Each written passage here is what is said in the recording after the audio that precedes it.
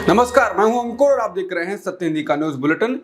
एक नजर अब तक की सुर्खियों पर। नागरिकता संशोधन अधिनियम यानी CAA को आखिरकार अधिसूचित कर दिया गया है, यानी ये अब लागू हो गया है। इसको करीब 5 साल पहले ही कानून बना दिया गया था, लेकिन इसको लागू किए जाने और पूरी प्रक्रिया के लिए नियम कायदों को अधिसूचित नहीं किया गया था और इस वजह से इसे लागू नहीं किया जा सका था। इसका मतलब है कि कानून बने करीब 5 साल होने के बावजूद अब तक किसी को भी इसके तहत नागरिकता नहीं मिल सकी है। CAA को उस दिन अधिसूचित किया गया है जिस दिन इलेक्टोरल बॉन्ड के मामले में SBI को झटका लगा है। CAA पर जयराम रमेश ने कहा है कि दिसंबर 2019 में संसद द्वारा पारित नागरिकता संशोधन अधिनियम के नियमों को अधिसूचित करने में मोदी सरकार को 4 साल और 3 महीने लग गए। प्रधानमंत्री दावा करते हैं कि उनकी सरकार बिल्कुल प्रोफेशनल ढंग से और समयबद्ध तरीके से काम करती है। CAA के नियमों को अधिसूचित करने में लिया गया इतना समय प्रधानमंत्री के सफेद झूठ की एक और झलक है। उन्होंने कहा कि नियमों की अधिसूचना के लिए 9 बार एक्सटेंशन मांगने के बाद घोषणा करने के लिए जानबूझकर लोकसभा चुनाव से ठीक पहले का समय चुना गया है। ऐसा स्पष्ट रूप से चुनाव को ध्रुवीकृत करने के लिए किया गया है। विशेष रूप से असम और बंगाल में ये इलेक्टोरल बॉन्ड घोटाले पर सुप्रीम कोर्ट की कड़ी फटकार और सख्ती के बाद हेडलाइन को मैनेज करने का प्रयास भी प्रतीत होता है। केंद्र द्वारा आज CAA के नियमों को अधिसूचित करने पर पश्चिम बंगाल की CM ममता बनर्जी ने बयान दिया है। उन्होंने कहा कि पहले मुझे नियमों को देखने दीजिए, अधिसूचना अभी तक जारी नहीं की गई है। अगर लोगों को नियमों के तहत उनके अधिकारों से वंचित किया जाता है तो हम इसके खिलाफ लड़ेंगे। ये चुनाव के लिए BJP का प्रचार है, ये और कुछ नहीं है। राहुल गांधी ने कहा है कि भाजपा सांसद के संविधान बदलने वाले बयान पर नरेंद्र मोदी की चुप्पी खतरनाक है। अब चुनाव 2 विचारधाराओं के बीच हैं, संविधान या संविधान, सामाजिक न्याय या शोषण, धर्मनिरपेक्षता या सांप्रदायिकता, नागरिक अधिकार या बेबस जनता, बोलने की आज़ादी या डर भरी चुप्पी, मोहब्बत या नफरत, विविधता या एकाधिकार, न्यायपूर्ण व्यवस्था या तानाशाही अन्याय, आज़ादी के संघर्ष से मिली भारत की सबसे कीमती धरोहर। संविधान को बदलने का मतलब देश को गुलामी की ओर धकेलना है। आने वाली पीढ़ियों के भविष्य का फैसला अब आपके हाथों में है। चुनावी बॉन्ड की जानकारी मुहैया कराने के लिए SBI को 3 महीने का समय नहीं दिए जाने के सुप्रीम कोर्ट के फैसले को विपक्ष ने लोकतंत्र की जीत बताया। कांग्रेस ने कहा कि सुप्रीम कोर्ट का फैसला पारदर्शिता, जवाबदेही और लोकतंत्र में बराबरी के मौके की जीत है। राहुल गांधी ने कहा कि नरेंद्र मोदी के चंदे के धंधे की पोल खुलने वाली है। उन्होंने इसके माध्यम से क्रोनोलॉजी समझाई। उन्होंने कहा कि क्रोनोलॉजी स्पष्ट है, चंदा दो, धंधा लो, चंदा दो, प्रोटेक्शन लो। SBI को चुनावी बॉन्ड मामले में सुप्रीम कोर्ट से तगड़ा झटका लगा है। देश की सबसे बड़ी अदालत ने SBI का वो आवेदन खारिज कर दिया जिसमें राजनीतिक दलों की ओर से भुनाए गए चुनावी बॉन्ड की डिटेल जानकारी देने की समय सीमा 30 जून तक बढ़ाए जाने की मांग की गई थी। सुप्रीम कोर्ट ने इस दौरान SBI को आदेश दिया कि वो कल यानी कि 12 मार्च तक सुप्रीम कोर्ट को पूरे आंकड़े उपलब्ध कराए। CJI DY Chandrachud, justice Sanjeev Khanna, BR Gavai, JB Pardiwala और मनोज मिश्रा की बेंच SBI के द्वारा समय सीमा बढ़ाए जाने की मांग के साथ साथ ADR द्वारा दायर अवमानना याचिकाओं पर सुनवाई कर रही थी। SBI की ओर से पेश वरिष्ठ अधिवक्ता हरीश साल्वे ने जानकारी देने में बैंक के सामने आने वाली चुनौती पर प्रकाश डाला। उन्होंने कहा कि हमें थोड़ा और समय चाहिए। इसके जवाब में CJI चंद्रचूड़ ने बताया कि अदालत के निर्देशों के अनुसार बैंक को केवल जानकारी का खुलासा करना होगा। जस्टिस चंद्रचूड़ ने कहा कि बैंक के पास आवश्यक विवरण थे, जैसा कि उसके KYC रिकॉर्ड से पता चलता है। उन्होंने कहा कि जिन आधारों पर आप और समय मांग रहे हैं वो हमारे द्वारा जारी निर्देशों से बिल्कुल मेल नहीं खाते हैं। साल्वे ने अदालत से कहा कि हमारे पास विवरण हैं, मैं यही नहीं कह रहा हूं कि हमारे पास नहीं है, लेकिन हमें बताया गया था कि इसे गुप्त रखा जाना चाहिए। इस तरह हमने तंत्र तैयार किया। हम अब कोई गलती करके कोई तबाही नहीं मचाना चाहते। इस पर जस्टिस खन्ना ने कहा कि किसी भी गलती का कोई सवाल ही नहीं है। आपके पास KYC है, आप देश के नंबर 1 बैंक हैं, हम उम्मीद करते हैं कि आप इसे संभालेंगे। उन्होंने SBI की दलीलों को पैराग्राफ 10 की ओर भी इशारा किया, जिसमें संकेत दिया गया था कि सभी खरीद विवरण मुख्य शाखा में एक सीलबंद कवर में रखे गए थे। तब न्यायाधीश ने एक सीधा समाधान सुझाया, बस सीलबंद लिफाफे को खोलें, नामों का मिलान करें और विवरण प्रस्तुत कर दें। चुनावी बॉन्ड की सुनवाई के दौरान CJI चंद्रचूड़ ने SBI से अब तक हुई प्रगति का खुलासा न करने पर भी सवाल उठाया। उन्होंने कहा कि हमारा फैसला 15 फरवरी को जारी किया गया था, आज 11 मार्च है। पिछले 26 दिनों में आपने क्या किया है? उन्होंने कहा कि हलफनामा इस पर चुप है। हम स्टेट बैंक से कुछ हद तक स्पष्टवादिता की उम्मीद करते हैं। उन्होंने इसके साथ ही कहा कि इन निर्देशों का पालन न करने की स्थिति में वो आदेश की अवहेलना करने के लिए उसके खिलाफ कार्रवाई करेंगे। हालांकि हम इस समय अवमानना क्षेत्राधिकार का प्रयोग करने के इच्छुक नहीं हैं। हम राज्य को निर्देश देते हैं कि बैंक ऑफ इंडिया को नोटिस दिया गया है कि अगर वो इस आदेश में बताई गई समय सीमा का पालन नहीं करता है तो ये अदालत जानबूझकर अवज्ञा के लिए उसके खिलाफ कार्रवाई कर सकती है। कांग्रेस नेता सुप्रिया सुले ने कहा है कि जिस एसबीआई का बाकी सारा काम डिजिटल है, उसने बस इलेक्टोरल बॉन्ड का महाकाव्य ताम्रपत्र पर लिख रखा है, पर अब उसको सार्वजनिक करने का आदेश आ चुका है। नाम तो बताने होंगे। सुप्रीम कोर्ट ने कहा है कि कल मतलब 12 मार्च तक एसबीआई को बताना होगा कि नंबर 1, किस डोनर ने कितने के बॉन्ड खरीदे, उनके नाम, राजनीतिक पार्टियों ने कितने के बॉन्ड भराए। असल में तो एससी का ये कहना है कि एसबीआई को बॉन्ड के खरीदार को राजनीतिक दल से जोड़ने की जरूरत नहीं है। बीजेपी के लिए बड़ी राहत है, पर सोचिए 70 साल की पाई का हिसाब मांगने वाले को इलेक्टोरल बॉन्ड का हिसाब देने में हवा इतनी टाइट क्यों हो रही है। वरिष्ठ पत्रकार शीतल पिस्सी ने अदालत के फैसले को पढ़ने के बाद कहा है कि एसबीआई ने एक चीज में बाजी मार ली है, वो सुप्रीम कोर्ट को यह जानकारी तो देगी कि किस दानदाता ने किस समय कितना जमा किया, लेकिन ये जानकारी नहीं देगी कि किस पार्टी को दिया। यानी ये जानकारी ना आने से पता ही नहीं चल पाएगा कि किसने किसको पैसा दिया, तो फिर जानकारी का उतना मतलब नहीं रह जाता है, क्योंकि सब ये जानना चाहते हैं कि किस पार्टी को किसने कितना पैसा दिया, और वही पता नहीं चलेगा। सुप्रीम कोर्ट ने एसबीआई की ओर से इलेक्टोरल बॉन्ड की जानकारी देने के लिए और समय मांगने वाली याचिका को खारिज कर दिया। इस पर केंद्रीय राज्य मंत्री वीके सिंह ने प्रतिक्रिया दी। उन्होंने कहा कि अदालत को फैसला करने दें, ये मामला अदालत में है।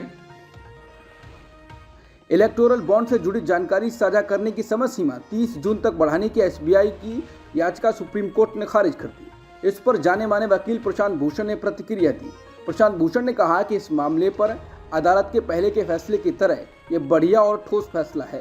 प्रशांत भूषण ने एडीआर की ओर से एसबीआई पर अदालत की अवमानना का मामला दायर किया था। फैसले के बाद उन्होंने कहा कि अदालत ने एसबीआई की याचिका खारिज कर दी और जिक्र किया कि अदालत ने जो आंकड़े उनसे मांगे थे वो एसबीआई के पास पहले से उपलब्ध हैं। कांग्रेस नेता गुरदीप सिंह सप्पल ने कहा कि अब सुप्रीम कोर्ट के आदेश के अनुसार एसबीआई तुरंत 2 सूचियां जमा करेगा, एक खरीदारों की और एक चुनावी बॉन्ड प्राप्तकर्ताओं की, लेकिन नामों का कोरिलेटेड नहीं होगा, क्योंकि एसबीआई इसके लिए समय मांग रहा है। लेकिन राजनीतिक दलों को मिलने वाली रकम पहले से ही सार्वजनिक है।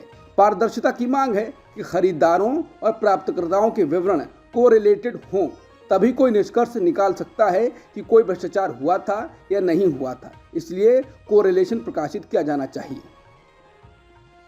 कांग्रेस अध्यक्ष मल्लिकार्जुन खड़गे ने कहा कि इलेक्टोरल बॉन्ड प्रकाशित करने के लिए एसबीआई द्वारा 4.5 महीने मांगने के बाद साफ हो गया था कि मोदी सरकार अपने काले कारनामों पर पर्दा डालने की हर संभव कोशिश कर रही है। आज के माननीय सुप्रीम कोर्ट के फैसले से देश को जल्द इलेक्टोरल बॉन्ड से भाजपा के चंदा देने वालों की लिस्ट पता चलेगी। मोदी सरकार के भ्रष्टाचार, घपलों और लेन देन की कलई खुलने की ये पहली सीढ़ी है।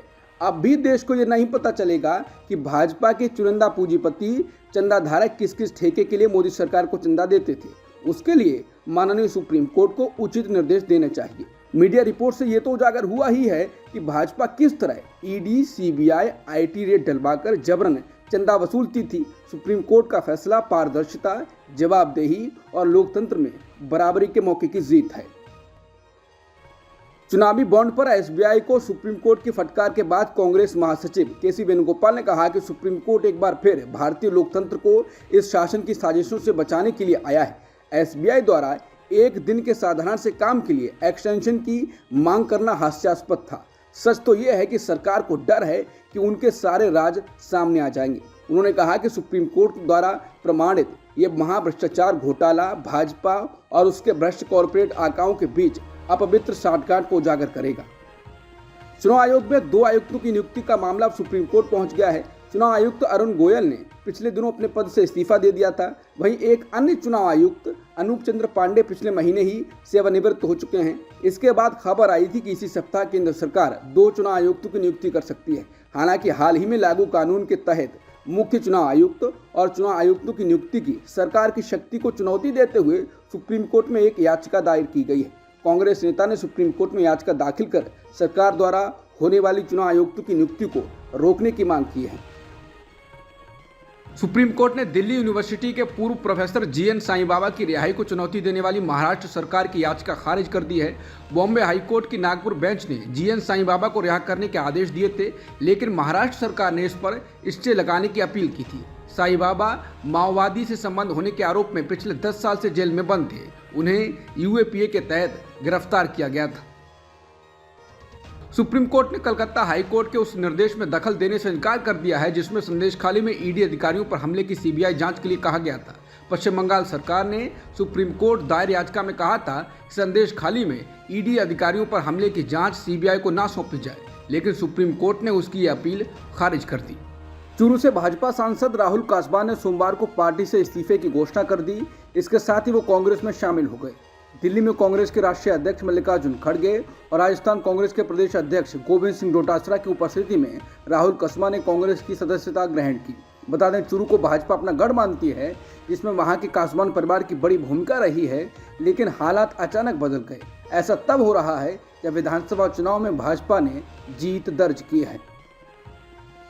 कांग्रेस अध्यक्ष मल्लिकार्जुन खड़गे ने कहा है कि मुझे बड़े दुख के साथ कहना पड़ रहा है कि बीजेपी ने संविधान को संपूर्ण तरीके से स्वीकार नहीं किया है। एक तरफ प्रधानमंत्री कहते हैं संविधान नहीं बदला जाएगा, दूसरी तरफ वो अपने सांसद से कहलवाते हैं कि संविधान बदलने के लिए हमें 2/3 बहुमत चाहिए।